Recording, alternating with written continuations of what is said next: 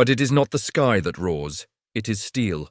On the dark horizon, flashes bloom like distant lightning, each one followed by a slow, deliberate echo that ripples across the water.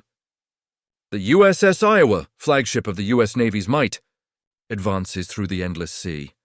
Her 16-inch guns train toward a fleeing Japanese convoy, escaping from the shattered fortress of Truk Lagoon. The sea smells of oil and cordite. The wind carries fragments of burning ships, black silhouettes against a horizon of flame. On Iowa's bridge, red lights glow faintly across tense faces. Radar screens hum softly, painting arcs of movement, targets trying to vanish into the dark. The order comes, steady and calm. Commence firing, the silence breaks. A wall of flame erupts from Iowa's guns, the night torn apart by thunder. Shells streak across the sea, tracing the end of an empire's illusion of safety. The Pacific has changed forever, and this is where the story begins. The Pacific War, by the beginning of 1944, had entered a new and decisive phase. Japan's empire, once vast and radiant in its victories, was beginning to fracture beneath the relentless pressure of American industry and strategy. 2 years earlier, Japanese forces had stretched from Burma to the Solomons, an empire spanning millions of square miles. But now, the tide had turned.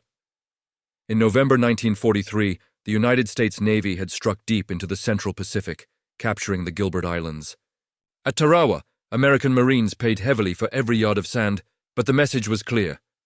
Japan's outer ring of defense was vulnerable. From the Gilberts, the next step came swiftly, the Marshalls. In January 1944, operations at Kwajalein and Roy Namur shattered Japan's Central Pacific bastion. The Japanese had expected the U.S. to move slowly, to bleed across coral reefs and jungles as they had in the Solomons. Instead, the Americans advanced like a machine, precise, unstoppable, and increasingly efficient. Each island seized became a forward base, each airstrip a new launching point. And behind it all stood the overwhelming might of U.S. naval power. A war machine born from industrial revolution and refined through fire. By early 1944, the backbone of that power was Task Force 58, the Fast Carrier Task Force, commanded by the calm and calculating Admiral Mark Mitcher. Under the strategic direction of Admiral Raymond A. Spruance, Task Force 58 represented a revolution in naval warfare. Gone were the days when battleships alone ruled the seas. The carriers, Essex, Yorktown, Bunker Hill, and others, were now the main offensive weapon, capable of projecting power hundreds of miles from their decks. But the old giants had not vanished. They had evolved. Standing beside the carriers, forming the armored wall of the task force, were the Iowa-class battleships, the fastest, most heavily armed battleships ever built. Sleek, elegant, and deadly, they could keep pace with the carriers while delivering devastating firepower. Among them, the USS Iowa BB-61 stood out, not only as a warship but as a symbol. Commissioned in 1943, she embodied America's wartime transformation. From isolationist nation to industrial titan. At 860 feet long and capable of 33 knots, Iowa carried 9 16-inch 50-caliber Mark 7 guns, each capable of firing a 2,700-pound shell over 20 miles. Her radar-guided fire control systems represented the pinnacle of naval engineering. Yet despite her fearsome design, Iowa had not yet fired her great guns in battle. She had escorted convoys, guarded carriers, even carried President Franklin D. Roosevelt across the Atlantic to meet with Churchill and Stalin at Tehran. But she had never faced the enemy in combat. That would soon change. By early February 1944, U.S. intelligence focused on one target: Truk Lagoon, located deep in the Caroline Islands. Truk was the crown jewel of Japan's Pacific Defense Network. A natural fortress surrounded by coral reefs, vast enough to shelter an entire fleet. The Imperial Japanese Navy had turned it into a forward anchorage for its combined fleet. A logistical hub, airbase, and repair yard rolled into one. Its anchorage was often compared to Pearl Harbor, and Japanese propaganda called it the Gibraltar of the Pacific. For nearly 2 years, Truk had been untouchable, far beyond the range of U.S. bombers, and guarded by layers of reconnaissance and outposts. But by 1944, the walls were closing in. With the marshals now in American hands, Truk stood exposed, the next logical step toward Japan's inner defense ring. And so, the decision was made: neutralize Truk before launching the invasion of the Marianas. The plan was bold, and it would become one of the most devastating aerial assaults of the Pacific War. As Task Force 58 prepared to strike, USS Iowa steamed toward her destiny. A steel leviathan entering her first true test of war. The storm was gathering over Truk Lagoon. By mid-February 1944, the Pacific had fallen unnervingly silent. Across thousands of square miles, the U.S. Navy's vast armada moved under radio silence. A shadow fleet converging on a single point in the Caroline Islands. Operation Hailstone, the assault on Truk Lagoon, was underway. To the men aboard the ships of Task Force 58, the target was more than a military base. It was the heart of the Japanese Navy's outer empire. Truk had long been a name spoken with a mix of respect and caution. It was here that the Imperial Japanese Navy's combined fleet had once gathered before its major operations. The invasions of Rabaul, Wake, and the Solomons. Massive anchorages, protected by coral atolls and anti-aircraft positions, gave the illusion of invincibility. But illusions fade quickly in war. American reconnaissance aircraft, operating from newly captured airfields in the Marshalls, had photographed Truk for months. The images told a story of weakness beneath grandeur. Airfields crowded with obsolete aircraft, fuel dumps dangerously exposed, and a fleet struggling to maintain readiness. Japan's once dominant navy was bleeding from 1,000 cuts, from Guadalcanal to Rabaul. The loss of ships, pilots, and fuel had taken a toll that could not be replaced. For Admiral Raymond Spruance, commanding the Fifth Fleet, the logic was simple. Before the next great leap, the invasion of the Marianas, Truk had to be destroyed.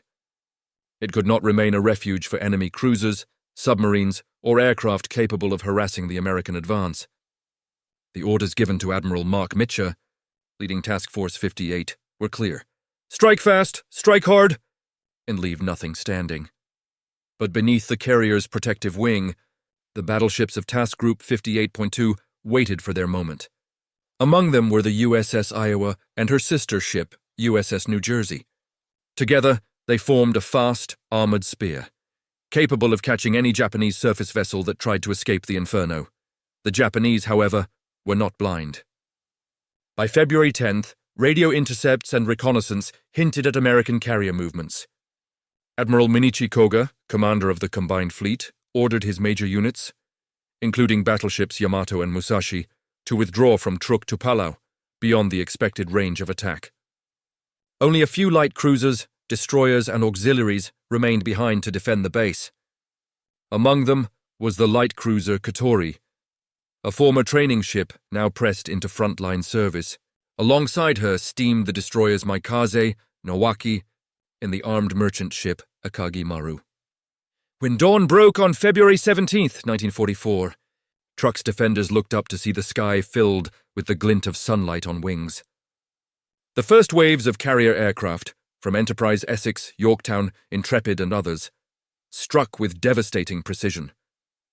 Dive bombers screamed down onto anchored cruisers, torpedoes streaked through the lagoon, and Japanese aircraft were caught and destroyed before they could take off. The lagoon that had once sheltered the Imperial Navy became a cauldron of fire and smoke. Throughout the day, Japanese ships desperately tried to flee the lagoon's coral walls. A few managed to escape through the northern passages, among them Katori and her escorts. Damaged and pursued by American aircraft, they fled into open sea, heading north toward safety, but safety would not come.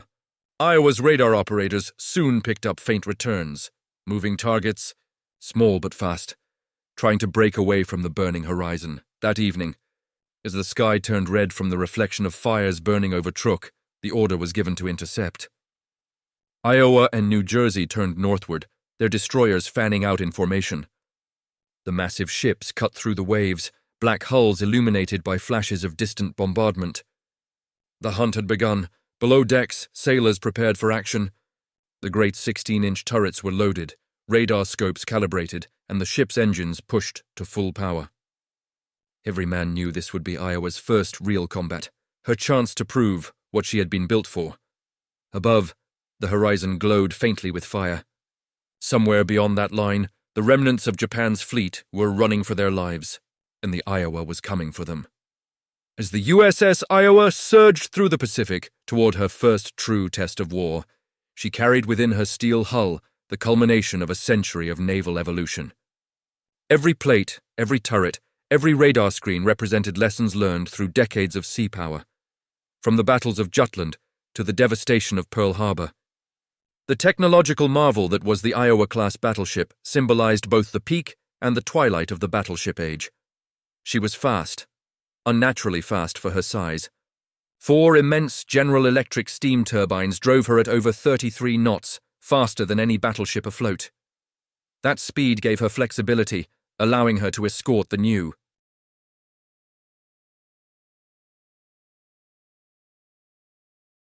Kings of the sea, the aircraft carriers, wherever they went. Her armor, up to 19 inches thick along the belt, could absorb punishment that would sink lesser ships. Deep inside, the citadel was a labyrinth of protective compartments, shock absorbers, and redundant systems designed to keep her fighting even after severe damage. Her guns were her soul. 9 16-inch Mark 7 rifles arranged in 3 triple turrets. Each could hurl a shell weighing as much as a small car over 20 miles. Guided by radar-assisted fire control so advanced that Iowa could track and engage enemies unseen by the naked eye. The Mark 8 radar, coupled with the Mark 38 director, allowed precise targeting through cloud, darkness, and smoke, the invisible eye that replaced the old reliance on sight and instinct. Below decks, the heartbeat of the ship pulsed through boiler rooms glowing red-hot. Over 2,000 men lived and worked within the vast Steel City, engineers who never saw the sun, radio operators who whispered across miles of static, and gunners who felt the deck tremble under each salvo. To them, Iowa was not a weapon, but a living presence. Temperamental, immense, and demanding constant vigilance. For the young sailors aboard her, the war was both terrifying and exhilarating. Many had never seen combat. Some were farm boys from the Midwest, machinists from Detroit, or students who had traded classrooms for gun mounts. They had trained endlessly, practicing gunnery, fire control, and damage drills until every action became muscle memory. But drills could never replicate the electric tension of knowing that, somewhere ahead, another ship was hunting them. The radar operators were the quiet eyes of the fleet. They sat in dimly lit compartments, surrounded by screens that flickered with ghostly green traces. Each blip represented a ship, a plane, or perhaps just sea clutter. In 1944, radar was still new. A mysterious technology that fused science and instinct. The men who mastered it became the unseen heroes of the modern Navy. And high above them, on the bridge, Admiral Raymond Spruance and Captain John L. McCrea understood what Iowa represented. She was more than a ship. She was a bridge between 2 eras. The old world of gun duels and dreadnoughts was fading, replaced by the thunder of carrier air groups and long-range precision warfare. Yet in moments like this, when enemy ships fled under cover of night, the battleship still had a purpose. The strategic balance of naval warfare was shifting irrevocably. In 1941, the battleship had been the centerpiece of naval power. Fleets were built around them, and their heavy guns determined victory or defeat. But Pearl Harbor had changed everything. Aircraft carriers, once considered auxiliary ships, had proven they could project destruction far beyond the reach of even the largest naval guns. The battleships that survived Pearl Harbor found themselves serving a new role: guardians, escorts, and occasionally avengers. Still, the U.S. Navy had not completely abandoned them. The Iowa-class battleships were designed as hybrids, fast enough to accompany carriers, powerful enough to dominate surface engagements, and technologically advanced enough to survive the new realities of war. Their mission was clear: protect the carriers and strike anything that escaped their reach. As Iowa sped through the night in February 1944, that mission was being tested. Truck Lagoon was burning behind her, and ahead lay the shattered remnants of the Japanese fleet. The carriers had struck first from the sky, but now, Any survivors running for open water would meet the last weapon of the old Navy, the battleship. In her wake, the Pacific glowed faintly with the reflection of distant fires. The sea whispered with the sound of engines, American and Japanese, converging toward a single point. The Iowa's great guns, silent for months, would soon speak for the first time in anger. Far ahead, on the other side of that dark ocean, another ship cut through the waves, smaller, slower, but no less proud. The Japanese light cruiser Katori was never meant for frontline battle. Built in the late 1930s as a training ship for naval cadets, she had been hastily converted for combat as Japan's fortunes declined. By early 1944, she was outdated, lightly armored, modestly armed with 5.9-inch guns, and carrying a crew trained more for instruction than survival. Yet on that February morning, she sailed under the command of Rear Admiral Matsuda Chiaki, a veteran officer who knew the odds but not surrender. His orders were clear: evacuate what ships he could, preserve life, and avoid destruction. But the heavens themselves seemed to have turned against him. American aircraft strafed and bombed without mercy, forcing his small task group, Katori, destroyers Maikaze and Nowaki, and the auxiliary Akagi Maru, into open water under a sky blackened by smoke. For Matsuda and his men, every mile away from Truk was a gamble. They had no air cover, little fuel, and no illusions. They were running not toward victory, but away from annihilation. Yet in their discipline and calm, there remained a thread of samurai resolve. The Japanese Navy's tradition of stoicism, under hopeless odds, had not broken. Not yet. As the sun set behind the smoke columns of Truk, Matsuda's lookouts spotted flashes on the horizon. Unknown ships. Too large, too fast. They hoped, for a fleeting second, that they might be friendly. Then radar waves, unheard but inescapable, swept across their formation. The hunters had found them. This encounter was more than a tactical clash. It was a collision of philosophies. On one side stood the modern, industrialized power of radar-directed warfare. Impersonal, efficient, guided by electricity and mathematics. On the other stood the traditional spirit of naval combat. Visual, human, bound by courage and code. The sea between them became not only a battlefield, but a symbol of history's turning tide. The moral dimension of the coming clash was profound. For the men aboard Katori, this was a battle already lost before it began. Yet their sense of duty demanded they fight to the last shell. Many were young, conscripts, students, or sailors who had once trained on the same decks they now defended with their lives. Their courage was real, but it existed within futility. For the Americans aboard Iowa, it was different. Their duty was equally heavy, but their victory certain. They faced no moral dilemma, only the responsibility to execute their mission swiftly and decisively. To them, this was not vengeance, but procedure. The necessary destruction of an enemy fleet that might one day kill their comrades. War had stripped away the romance of combat. It was now a matter of efficiency and survival. And yet, in that efficiency, lay a quiet tragedy. The same radar-guided salvos that would destroy Katori also marked the end of the era that had once defined naval heroism, where captains maneuvered by eye, and battles were decided by valor as much as by technology. The tactical revolution unfolding at Truk was invisible to most, but unmistakable to those who commanded. Through radar and aircraft coordination, the U.S. Navy had achieved a level of situational awareness no Navy in history had possessed. Every contact was tracked, every bearing recorded, every strike orchestrated with precision. The sea, once a place of uncertainty and chance, had become a domain of controlled destruction. But even amid that perfection, one truth remained unchanged: the courage of the men who faced the guns. Whether behind the thick armor of Iowa or the thin plating of Katori, each crew knew fear, duty, and the cold weight of what was to come. As darkness settled over the Pacific, radar operators aboard Iowa confirmed their targets. 3 ships, range closing. Fire control directors locked on. Turrets rotated slowly toward the horizon. In a few minutes, steel would meet steel, and history would turn its page once more. February 17th, 1944, dawn over Truk Lagoon. The Pacific sky, once serene, was now alive with motion and sound. From horizon to horizon, the deep drone of aircraft engines filled the air. The assault, Operation Hailstone, had begun. American carrier planes swept in from the east, their formation glittering in the morning sun. Bombers from Enterprise, Yorktown, and Essex dove through the clouds like hawks, their wings cutting through columns of rising smoke. Below, the lagoon, once the proud anchorage of the Imperial Japanese Navy, was in chaos. Ships burned at their moorings, oil fires spread across the water's surface, and anti-aircraft tracers reached upward in desperate arcs. For 2 days, wave after wave of Task Force 58's aircraft tore into Truk's defenses.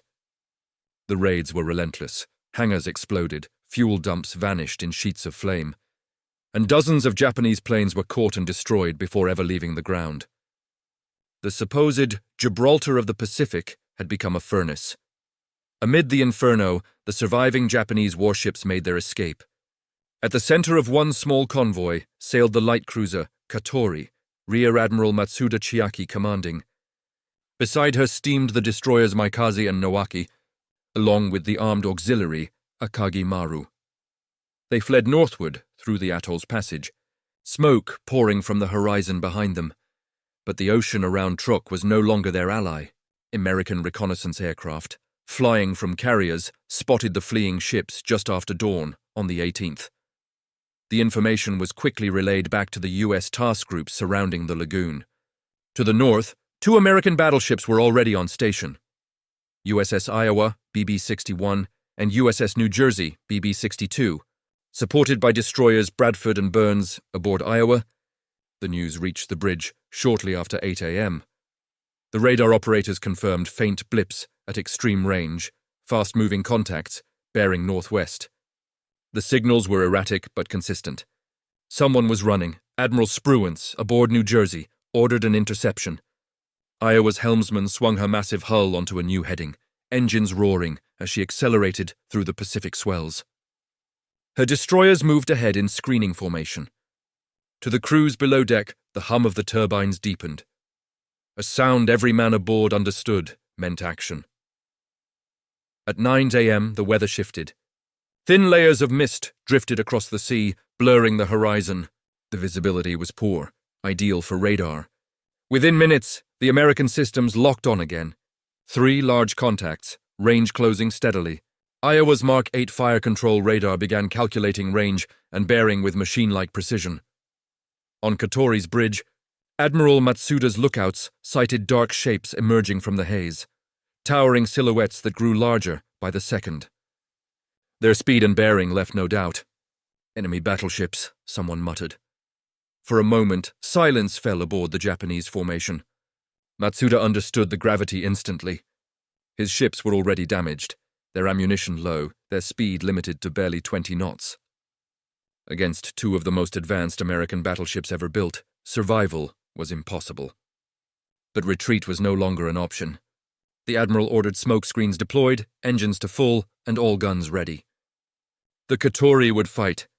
At 10 a.m., Iowa's radar confirmed range, 20 miles. The targets were turning, evasive maneuvers, but too slow to matter. The order came through Spruance's flagship. Engage at will. Aboard Iowa, the gun crews stood ready. Each 16-inch shell was hoisted into the breach, a shell weighing nearly 2,700 pounds, capped and fused, its trajectory calculated by analog computers. In the plotting room, technicians adjusted dials and plotted enemy motion on glass panels illuminated by red light. The fire control officer gave a final nod. Commence firing. The first salvo thundered across the sea. 3 turrets, 9 guns, the concussion so powerful it rippled across the water like a shockwave. Seconds later, through binoculars, the lookouts saw the distant sea erupt, tall white columns rising beside Katori's smoke plume. The next salvo corrected its aim. This time, the flashes found their mark. Katori heaved violently, her thin armor no match for shells that could pierce 16 inches of steel. Flames burst from her stern as one round detonated near her boilers. Still, she held formation, her gunners replying with 5.9-inch shells that fell harmlessly short. To the east, Maikaze launched a spread of torpedoes, a desperate attempt to hit back. The Japanese destroyer turned hard to port, vanishing briefly behind smoke. American lookouts spotted the torpedo wakes streaking toward them. Iowa's helmsman swung the massive ship to starboard, her rudder biting deep.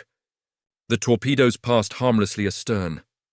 In the distance, the battle had begun in earnest. Iowa and New Jersey continued to close range, methodically pounding the Japanese ships with radar-guided precision. Akagimaru, hit by carrier planes earlier, erupted in a massive explosion and vanished beneath the waves. The Pacific sky trembled again, not with thunder, but with the sound of history's final battleship duel. As the range closed to 15 miles, the American fire grew even more accurate. Iowa's salvos now landed directly amidships on Katori. One shell struck her bridge, annihilating the command deck and killing most of her senior officers instantly.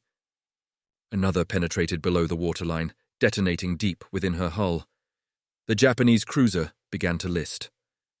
Flames poured from her gun mounts, and her secondary batteries fired erratically. A defiant gesture against an inescapable fate. The destroyer Maikaze, maneuvering to shield her flagship, drew American fire next. New Jersey's forward turrets opened up, their 16-inch guns hurling shells that smashed into Maikaze's thin hull. A single hit ignited her torpedoes. The ship vanished in a violent explosion that sent debris raining across the sea. When the smoke cleared, nothing remained but floating wreckage. Through it all, Nowaki escaped at full speed, her engines straining. She laid a final smokescreen and disappeared into the haze, one of the few survivors of that doomed Japanese task group. Back aboard Iowa, the men stood silent between salvos, watching the burning shapes on the horizon. Radar confirmed what their eyes could already see. The targets were fading, sinking beneath the waves. It had taken less than an hour. In that hour, an era ended. The battleship, once the symbol of naval supremacy, had proven both its power and its obsolescence. The engagement was almost clinical. No maneuvering by sight, no guessing over range or trajectory. Iowa's gunnery, guided by radar and mathematics, turned the chaos of naval combat into something nearly mechanical. But for the men witnessing it, the emotion was raw. The thunder of their guns shook the very bones of the ship. The deck trembled beneath their boots. The air stank of ozone and powder. Each salvo was a reminder of what their ship had been built to do: to dominate the seas through sheer firepower. At 10:43 a.m., Iowa fired her final salvo. Through drifting smoke, Katori was barely visible, a burning skeleton listing heavily to port. Moments later, her magazines detonated. A towering column of flame shot skyward, followed by a dull, rolling explosion that echoed for miles. When the light faded, Katori was gone. The sea around Truk was littered with wreckage, twisted steel, lifeboats, and drifting oil slicks that caught fire as they spread. Aboard Iowa, silence returned. The men who had fought their first battle now watched the black smoke curl into the sky, marking the graves of their enemies. Some cheered quietly. Others said nothing. For every man aboard, the power of what they had just witnessed carried a weight beyond victory. It was awe, the realization that a single warship, guided by science and industry, could erase an entire enemy squadron in minutes. As Iowa and New Jersey turned back toward the fleet, aircraft from the carriers still roared overhead, hunting the last remnants of Japan's Pacific force. Operation Hailstone continued for the rest of the day, reducing Truk Lagoon to ruins. Dozens of ships burned, hundreds of planes were destroyed, and Japan's Central Pacific fortress was no more. But out at sea, the engagement between Iowa and Katori left a deeper mark, not in tonnage sunk, but in symbolism. It was the last time American battleships would use their great guns against enemy warships in open battle. From this point forward, air power would dominate every ocean. The men aboard Iowa didn't know it then, but they had just participated in the twilight of a tradition stretching back to Trafalgar. A moment when courage, steel, and fire met one last time before vanishing beneath the waves. The Pacific was calm again. Only smoke and oil floated where ships had once sailed. The smoke over Truk Lagoon lingered for days, a grim shroud over what had once been Japan's most formidable bastion in the Central Pacific.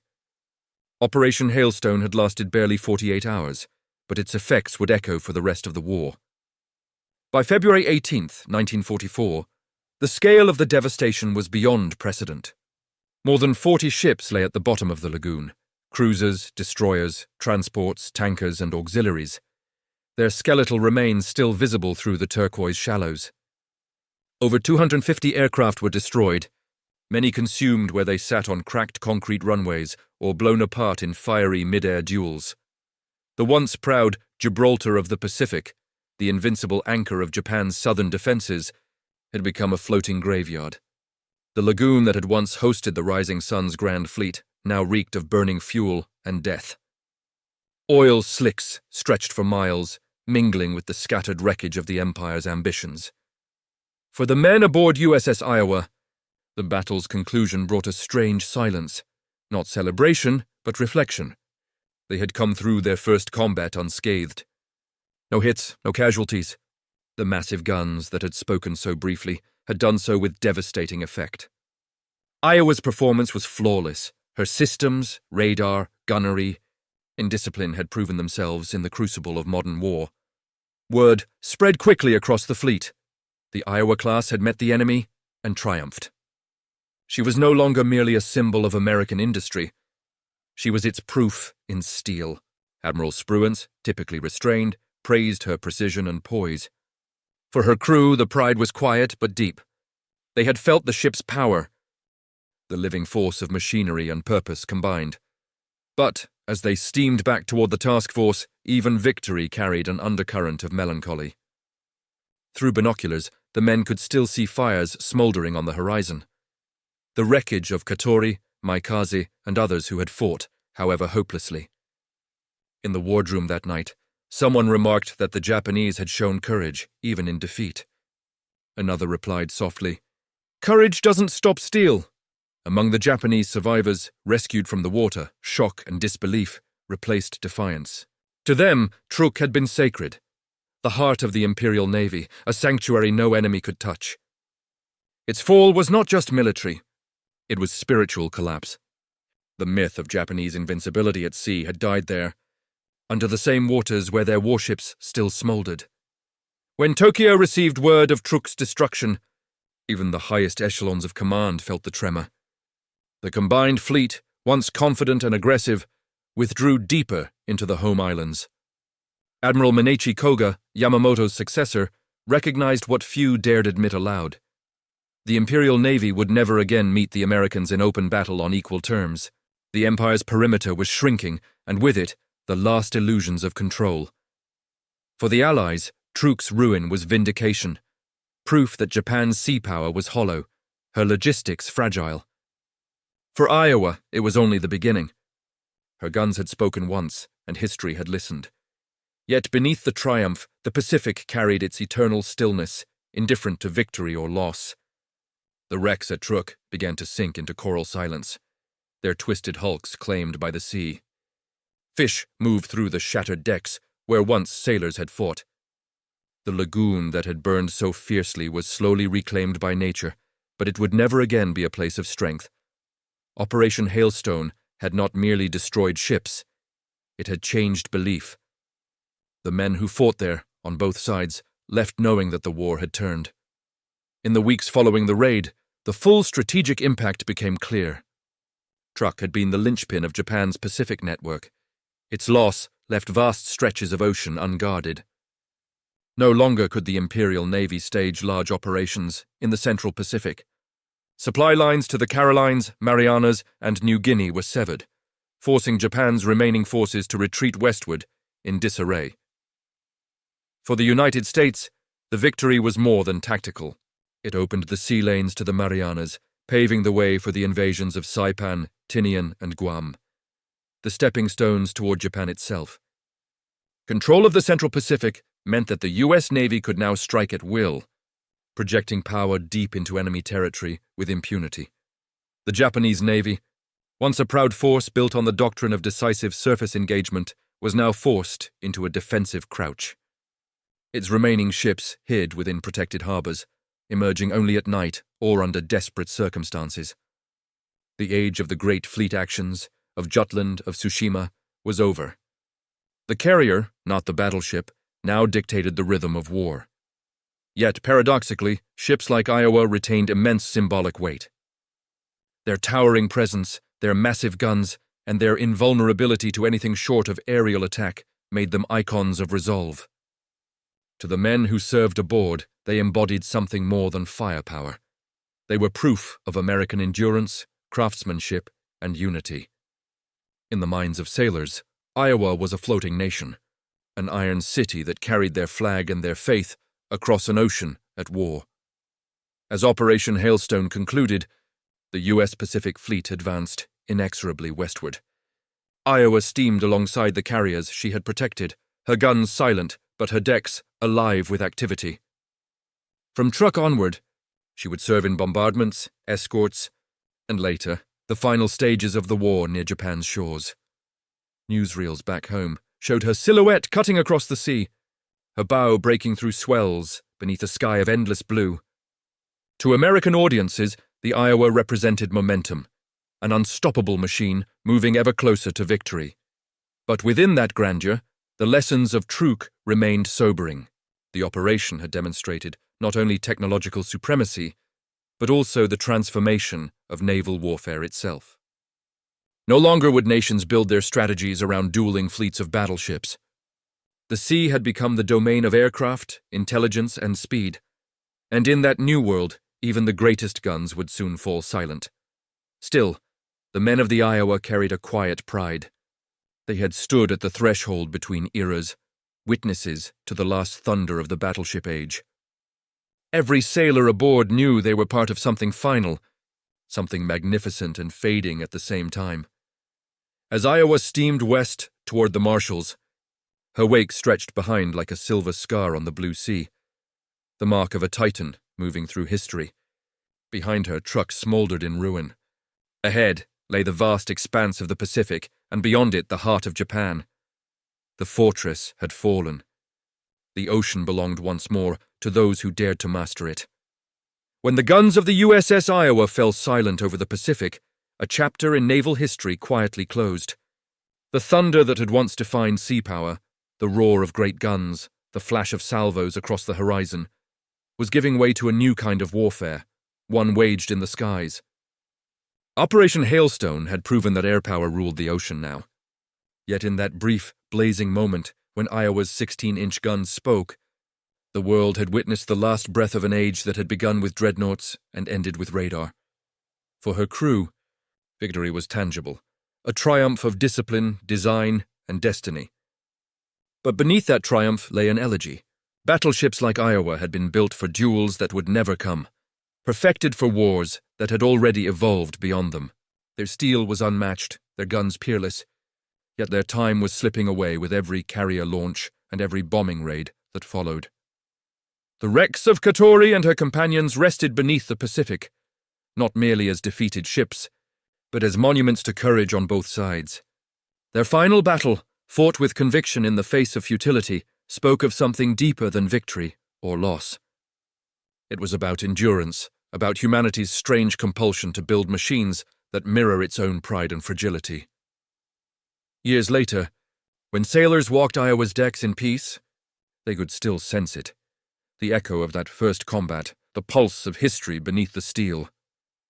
She would go on to serve in Korea, Vietnam, and even the Cold War, but the spirit of Truk remained etched into her hull.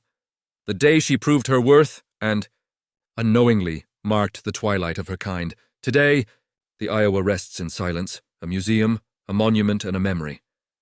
Yet somewhere in that silence, one can still hear the distant rumble of her guns, not as a call to battle, but as a reminder that every age of power eventually meets its horizon.